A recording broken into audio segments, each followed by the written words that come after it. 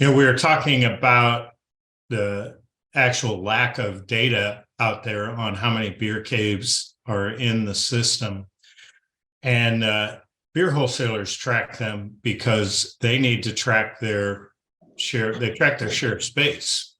And Yep. so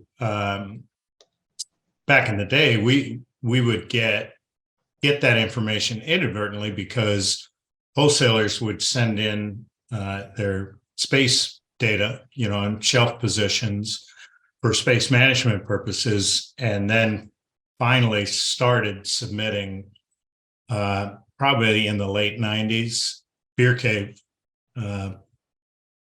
schematics, basically. So you could track. That was the only data source that I was aware of. And it was, for us, it was so important as a brewer, in as much as a retailer that spent $35,000-$40,000 to build out a beer cave was vested in the category. And you and I've been around for a while, and we've seen all the rationale on why to put one in or why not to put one in. What do you think, from your point of view, what are the big reasons those retailers do it, spend that money? Yeah. So, Joe, the study that I sent you the summary of findings on was done. I think it was 20. It was either 2019 or 20. It was not during COVID. It was dated 2019. Okay, so 2019. I couldn't remember if it was 2019. All right. So in our estimation, the work that we do with convenience store retailers, and we ask them about shelf space, we ask them about the beer caves in particular, there's a couple things that they list, and most of them are across the board. They say, hey, number one, it helps us to prevent out of stocks. It does on our faster movers. It just helps us to better manage our inventory. They also think, and I happen to agree with them, is that as consumers, shoppers, drinkers, whatever you want to call them, as they make their way back into that beer cave, because it's ice cold beer, they think it encourages some impulse purchases. I happen to agree with them on that one. I think that's a smart one. Bigger inventory, wider space to go around. Oh, I didn't know I needed that. That looks like a good product.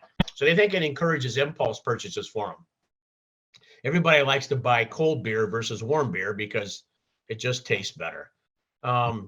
They say that they try and create a velocity report, and they don't really depend on the distributors for this. They depend on their own internal sales, and they say, we like to keep the faster moving cold beer items and just ample supply. We think that our beer cave creates us or makes us as a destination outlet for shoppers to come in and find their favorite beer.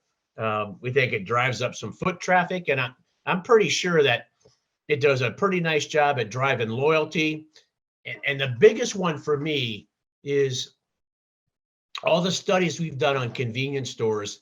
They've always had limited selection, X number of doors, and then that's it. And then there's warm stuff on the floor. And maybe if there's a back room, you'll have some inventory, but they've always been limited in terms of what they can offer relative to Total Wine and More, or the big grocery stores across the street, the big box stores, super centers, things like that.